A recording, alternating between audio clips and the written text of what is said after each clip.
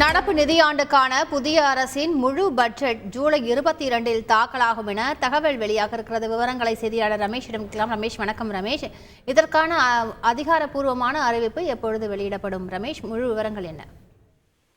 அதாவது நடப்பு நிதியாண்டுக்கான புதிய அரசின் முழுமையான பட்ஜெட்டை மத்திய அரசு தாக்கல் செய்ய வேண்டும்.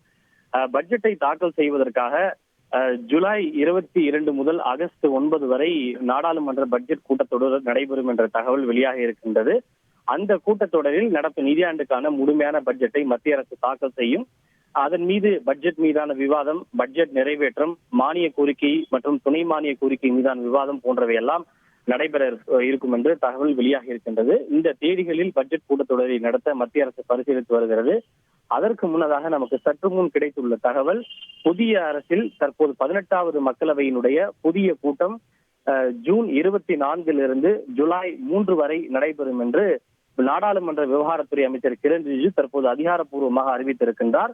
அப்போது புதிய உறுப்பினர்களுக்கு பதவி பிரமாணம், சபாநாயகர் தேர்தல், குடியரசுத் தலைவர் உரை போன்ற அனைத்து நடவடிக்கைகளும் நடைபெறும் என்று தெரிவிக்கப்பட்டுள்ளது.